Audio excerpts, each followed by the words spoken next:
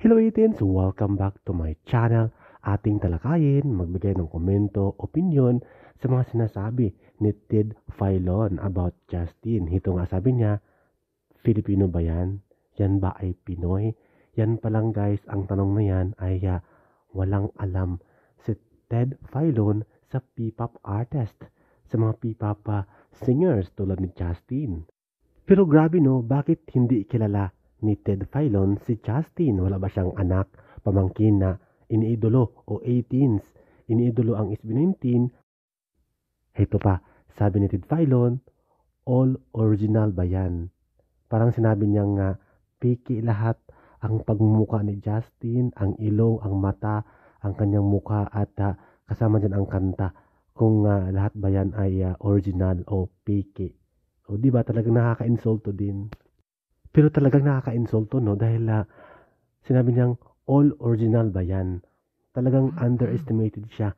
Nag-underestimate siya kay Justin, nanliliit siya kay Justin na lahat ba ng ano bang ibig sabihin ng original ba yan? Yung kanta ba ni Justin, yung mukha ba niya, yung ilong ba niya, yung mata ba niya, yung complexion ba ng kanyang balat? Ang ibig sabihin niya na all original ba yan?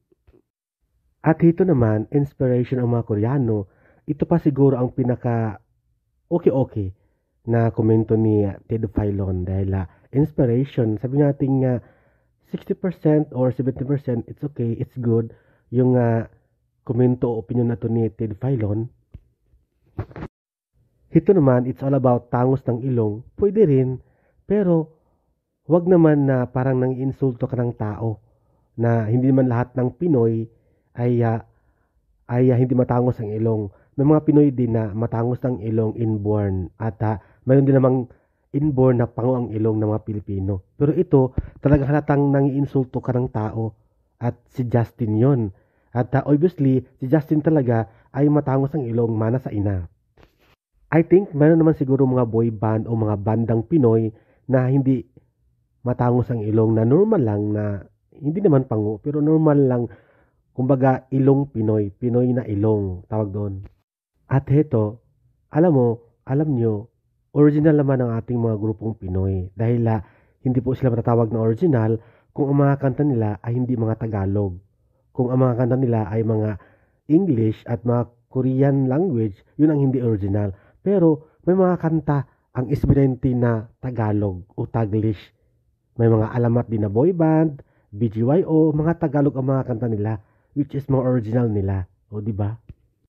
At heto, lahat ng komento at reaction ni Ted Filon sa ating P-pop artist or boy band ay talagang nakaka-insulto. Below the belt talaga. At sabi nga nila ay kumukulo ang dugo mo. Lalo na pag fans ka ng boy band, lalo na ang SB19 at mga 18s. Talagang masasabi mong kumukulo ang dugo mo talaga dito eh. At pero kahit humingi na ng tawad at nag-apologize na itong si Ted Filon, still nakakasikit siya ng damdamin. Andun na yung kirot at sakit na naidulot na iyong bibig na wala namang preno.